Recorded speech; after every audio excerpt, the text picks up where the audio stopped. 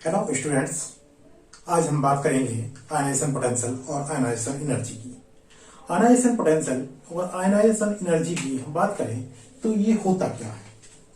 जैसे कि हम कोई एलिमेंट का एक एटम देखते हैं। फॉर एग्जांपल हमारे पास सोडियम एटम है।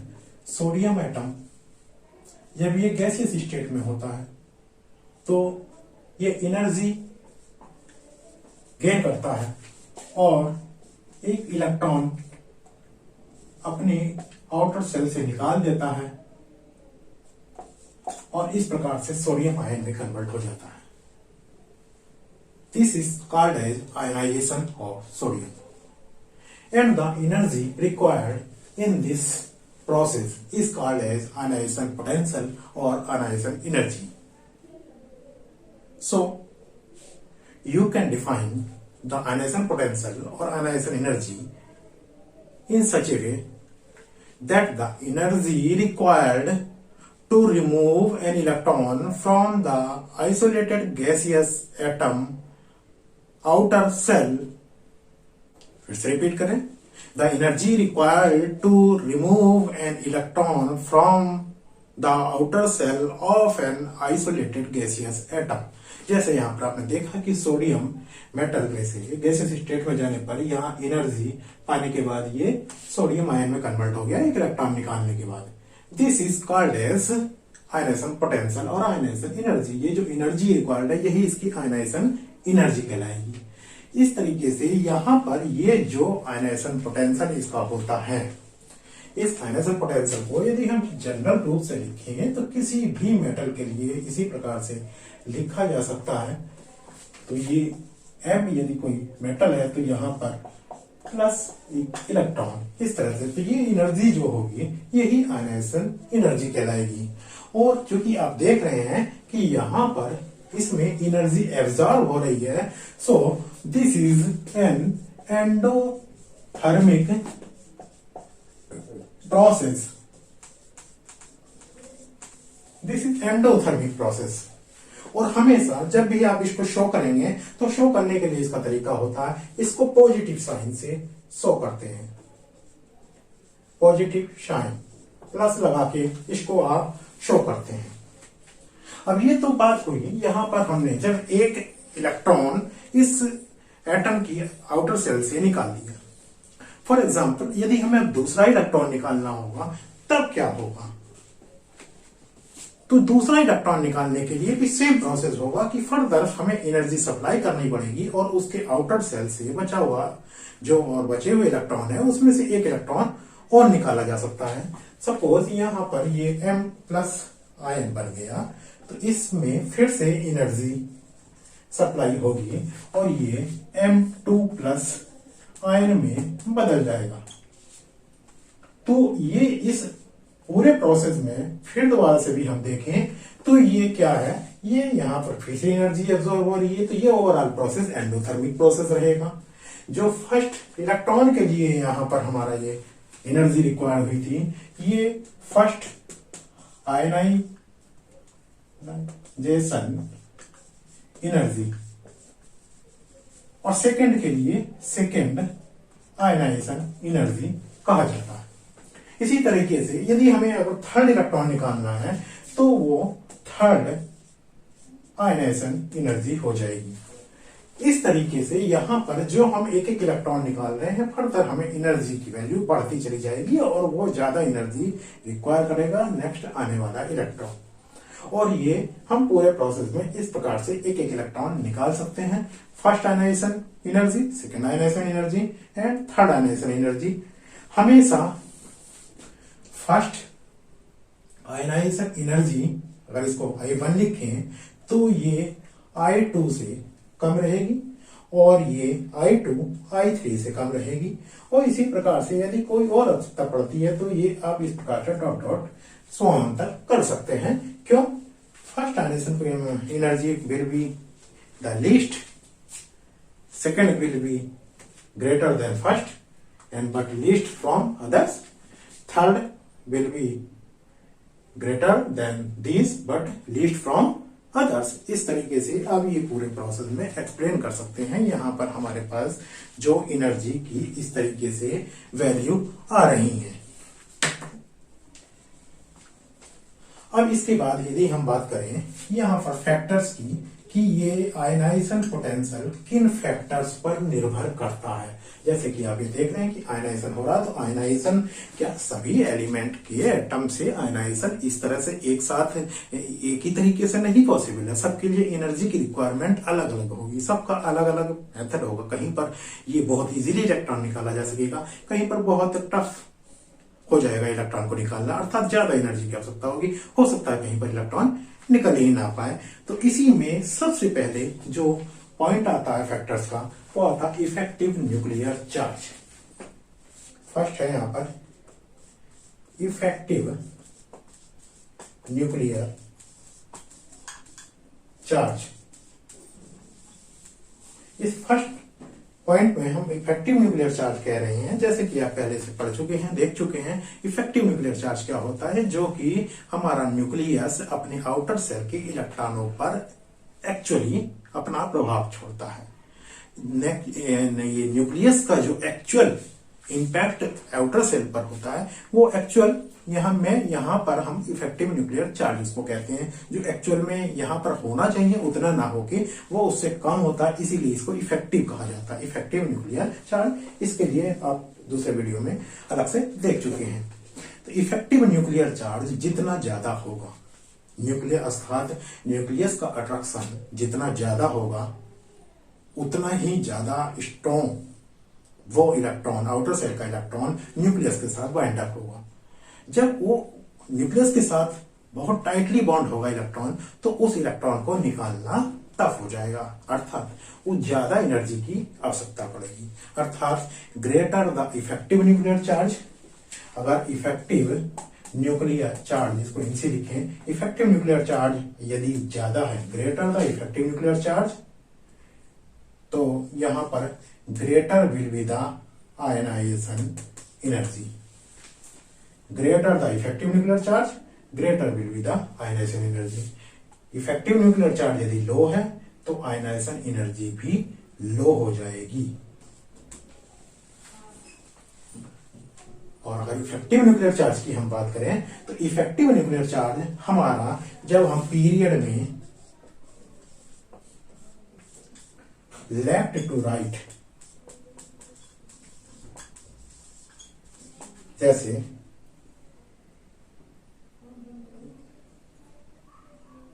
Lithium, beryllium, boron, carbon, nitrogen, oxygen, fluorine, ये हम एक पीरियड की बात कर रहे हैं। पीरियड में जब हम चल रहे हैं तो ये इफेक्टिव न्यूक्लियर चार्ज इधर से लेफ्ट टू राइट इंक्रीज करता है।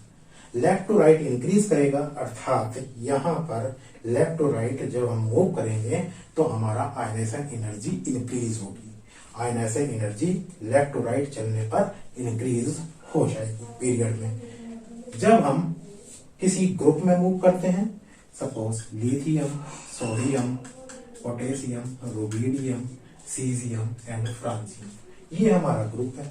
ग्रुप में आप देखते हैं कि यहां पर इलेक्ट्रॉन दूर चले जाते हैं, इफेक्टिव न्यूक्लियर चार्ज कम होता है।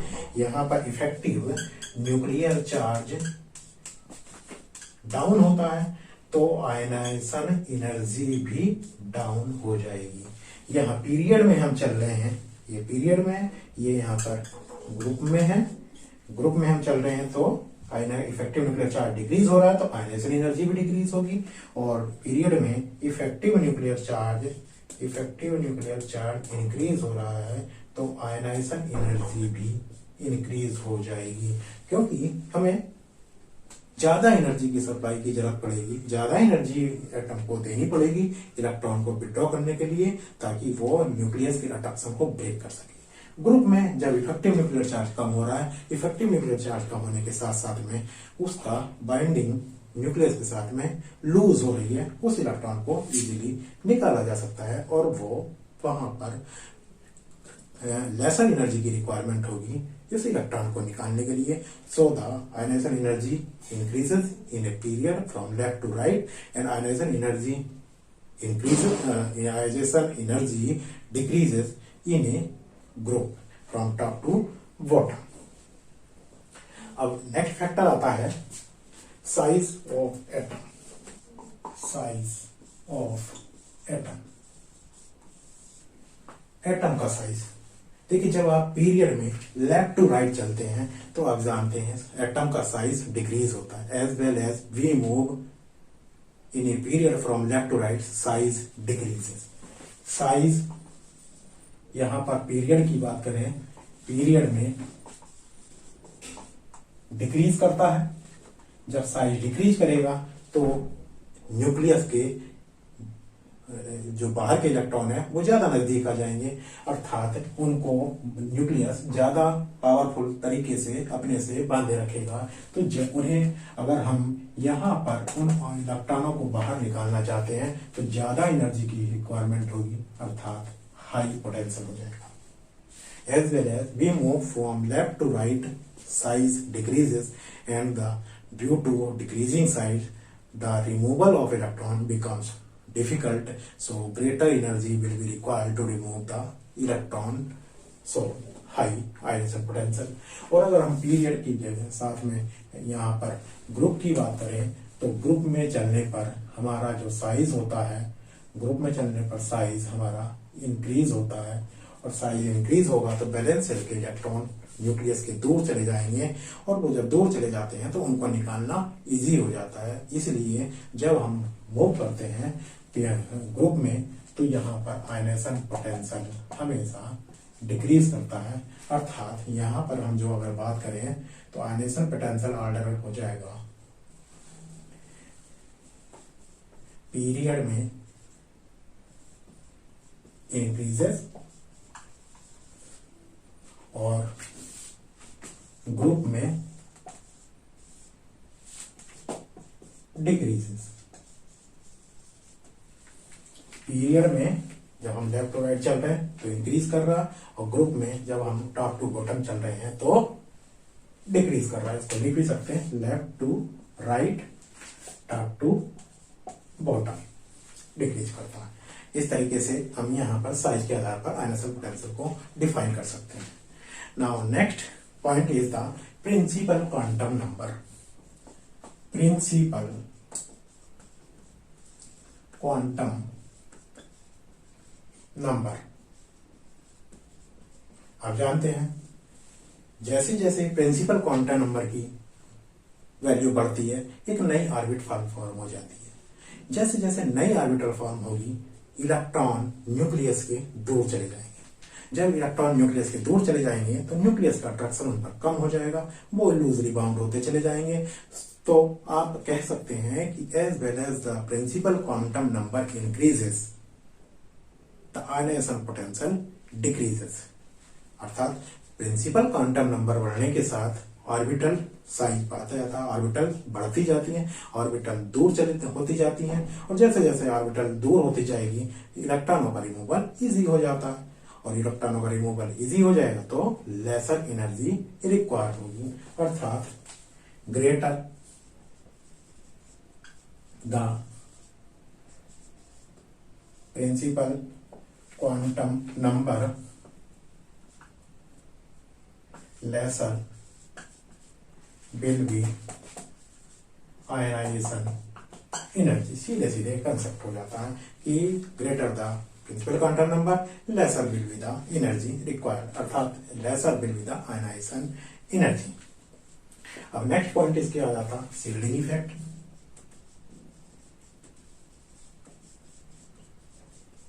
व्हाट इज शील्डिंग इफेक्ट, हम पहले भी इसको डिस्कस कर चुके हैं। शील्डिंग न्यूक्लियस और आउटर सेल के इलेक्ट्रॉनों के बीच में जो इलेक्ट्रॉन होते हैं वो एक शील्ड की तरह कार्य करते हैं।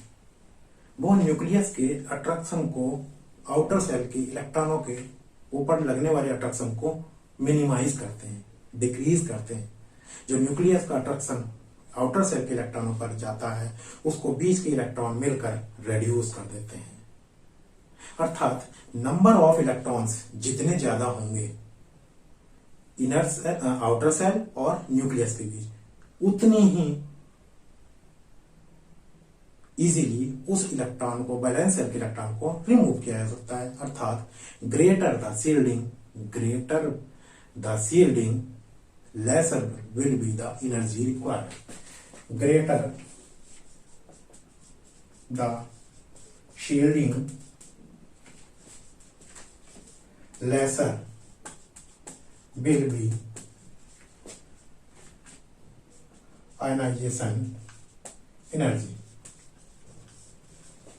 सीधे सीधे यहां भी ये रिलेशन होता है, greater the shielding lesser will be the ionization energy.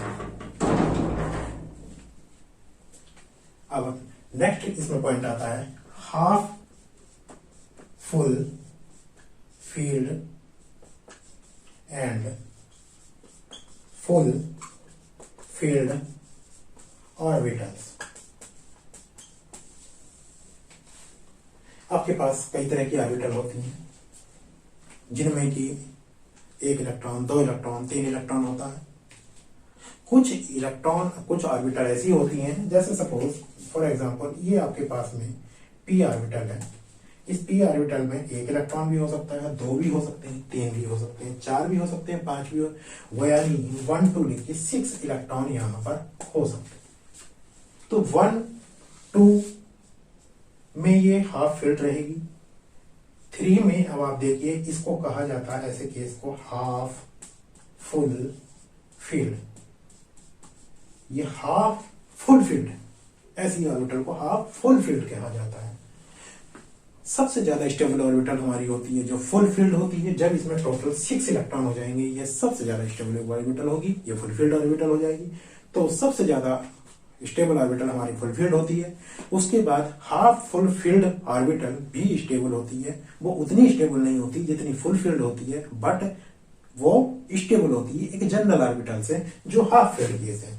अब यहाँ पर अगर हम यहाँ पर 4th इलेक्ट्रॉन ले आएंगे तो वो भी यहाँ पर आ जाएगा, 5th आ जाएगा तो यहाँ पर आ जाएगा, इसी प्रकार से। तो ये जो इलेक्ट्रॉन, ये ऑर्बिटल है, ये सब फुल फील्ड, हाफ फील्ड है।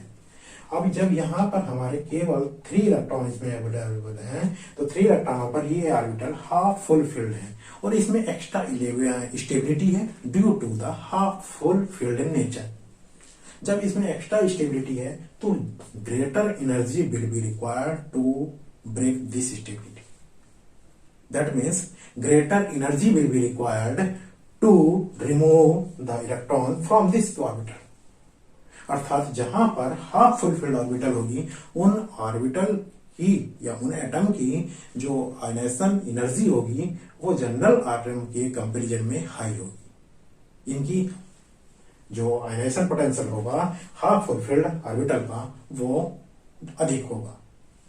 इसी तरीके से अगर हमारी फुल फील्ड ऑर्बिटल है तो फुल फील्ड जैसे यहां पर हो जाएगी, ये इस प्रकार से हो गई, तो ये फुल फील्ड ऑर्बिटल हो गई। Full filled orbital extra stability gain कर लेते हैं, तो एक्स्ट्रा स्टेबिलिटी इनमें जब आ जाती है तो इनसे इलेक्ट्रॉन निकालना बहुत ही मुश्किल हो जाता है और बहुत ही मुश्किल से यहां से इलेक्ट्रॉन निकाला जा सकता है। बहुत हाई एनर्जी पर ही इलेक्ट्रॉन निकलना संभव है। तो इस प्रकार से यहाँ पर इसमें हम यहाँ पर इसको देख सकते हैं। अब इसको अगर एग्जाम्पल की बात करें तो बेरिलियम का 4 एटॉमिक नंबर होता है, 1s2 2s2 होता है इसका। तो यहाँ पर देखिए एस शेल में, एस ऑर्बिटल में ये 2 इलेक्ट्रॉन है, तो ये 2 इलेक्ट्रॉन है, तो 2 इलेक्ट्रॉन ये फुलफिल्ड ऑर्बिटल है, तो ये एक्स्ट्रा स्टेबल है, तो greater energy will be required for the beryllium ionization. उसी प्रकार से हमारे पास नाइट्रोजन होता है, नाइट्रोजन का 7 होता है, 1s2 2s2 एंड